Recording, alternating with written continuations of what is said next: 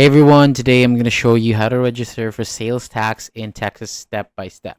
If you are selling in Texas, you need a sales tax permit to legally collect tax. I'll walk you through the process in a simple and easy way. And before you start, have your business details ready, like the EIN or SSN, business address, formation info, and bank details. The website can time out, so this saves you time. Okay, so first let's go to the website. Go to Texas Comptroller of Public Accounts. Click Sales Tax Permit Application, then apply via eSystems. Create a user profile with your email and password. Verify your email, then log in. On the dashboard, click Register for Texas Sales and use tax.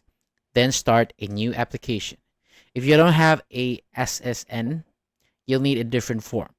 This is for applicants with an SSN. So let's go to the business details. Choose your business structure. Select whether you're a Texas or non-Texas business.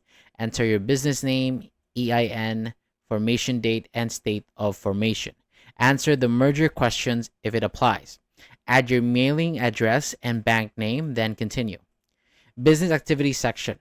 Answer yes or no questions about physical location in Texas, employees or agents in Texas, selling goods or services to Texas customers, online sales, marketplace activity, expected sales over $8,000 per month. Answer honestly based on your business. All right, so now let's move on to single local tax option. You'll choose whether to use the single local tax rate.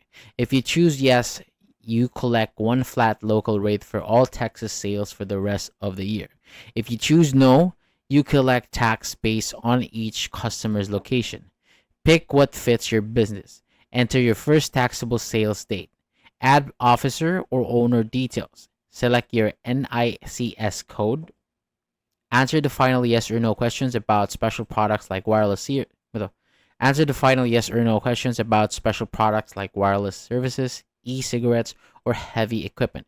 And if you purchase an existing business, enter those details. If not, select no.